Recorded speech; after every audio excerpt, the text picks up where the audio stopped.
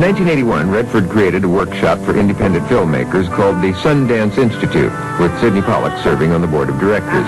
I believe in the idea of putting something back into your industry or creating opportunities for new artists to come in behind you. I believe in that. It's a community where people could work unbothered by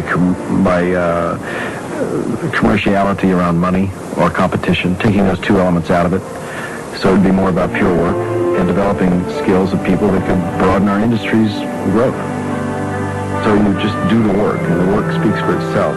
And labeling it is a mistake, I think. Just do it. Robert Redford and Sidney Pollack have spent a sizable portion of their professional lives together, and through it all, they have developed a very comfortable working relationship.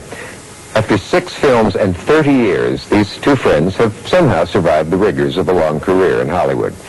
And the good news is that the two of them have teamed up again, this time for their new film, Havana. We pick up the story behind the scenes. I like working with him as an actor. He's easy for me to work with as an actor because I just think about acting. But there are a lot of differences, but those differences are good. I'm the actor and he's the director. And that's fine with me. It's been that way for the past 30 years.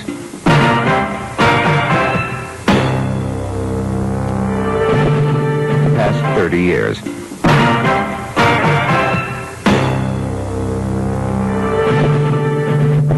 And now, 6 films later, Redford and Pollack are at it again. The setting is Havana, Cuba in 1958, a wide-open city about to change forever. The United States has embargoed arms for both sides. Occasional shipments are smuggled through from rebel sympathizers. Havana is a love story set against the backdrop of political upheaval.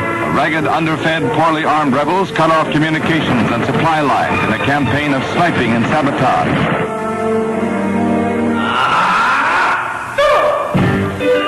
For Pollack, it was a chance to make the kind of film he grew up watching, a fantasy-filled journey to another time and place.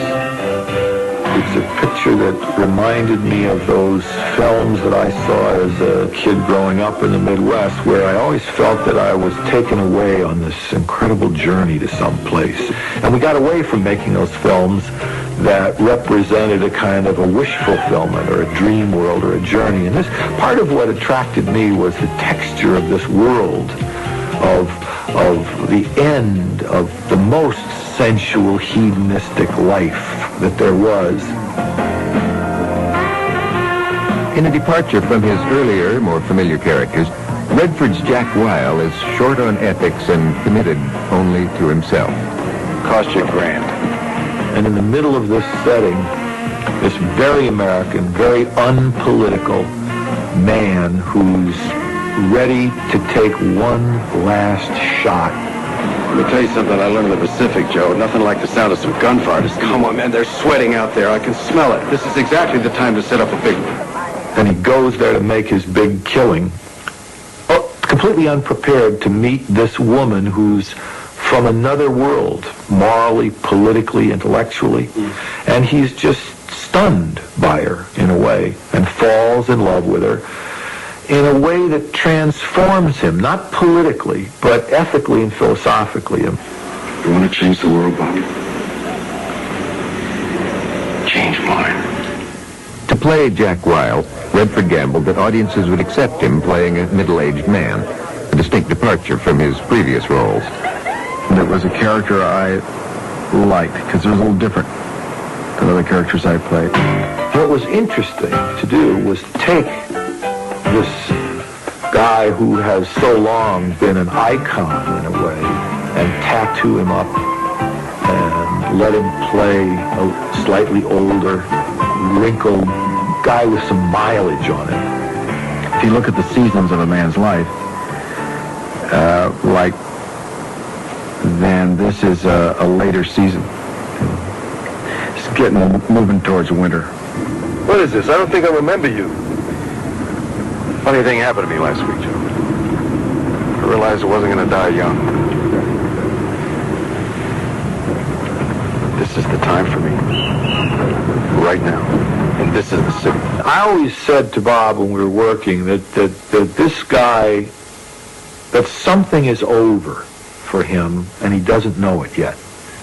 It's way too late in his life, this character, to be doing what he's doing. Hey, I can be suave. Believe me. But I figure you know a lot of suave guys. I got no itch that way. But how many crude guys do you know? Lena Olin is the woman Redford finds himself falling in love with.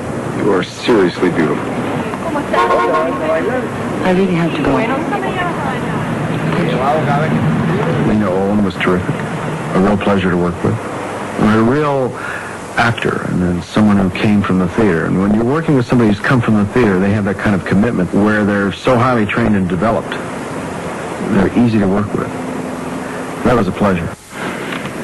Where do you want to go, pal? Are you going with me? Sure I am.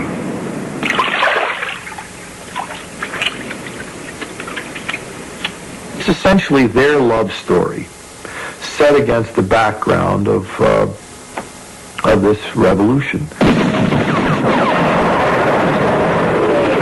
The familiar Redford-Pollack theme of the politics of relationships is evident once again as Olin draws Redford's apolitical character into revolutionary turmoil, all in the name of love.